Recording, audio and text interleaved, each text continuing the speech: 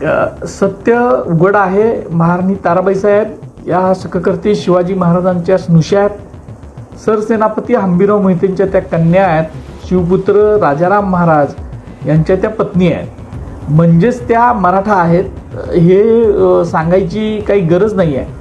आणि ज्या पद्धतीनं जैन मुनी हे बोलत आहेत, त्यांचा इतिहासाचा अभ्यास कच्चा आणि कमी आहे.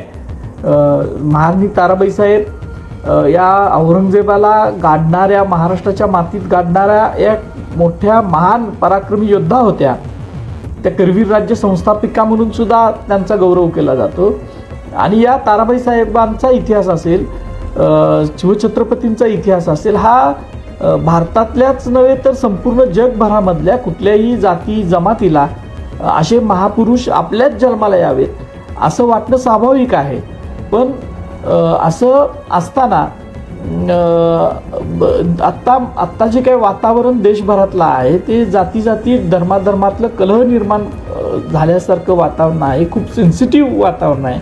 आणि अशा वातावरणामध्ये या आचार्य पदवी ज्यांना दिली जाते, अशा आचार्य पदवी घेणाऱ्या आणि जैन धर्म हा अहिंसेचा, शांततेचा, संयमाचा धर्म आहे, अशा धर्मातील व्यक्तींनी जातीमध्ये तेढ निर्माण होईल अशा पद्धतीची वक्तव्य करू नयेत. महाराणी ताराबाई साहेबांचा इतिहास हा पोचवण्याचा एक भाग त्यांचा जर असेल तर तो चांगली गोष्ट आहे. पण त्यांची जात बदलणं हे महाराष्ट्र कदापिही सहन करणार नाही. त्यांनी अशा पद्धतीची वक्तव्य करू नयेत. इतिहास जाणून घ्यावा आणि त्यानंतर व्यक्त व्हावं. अशाच नवनवीन अपडेट्ससाठी डिजिटल कोल्हापूर चॅनेलला सबस्क्राईब करायला विसरू नका.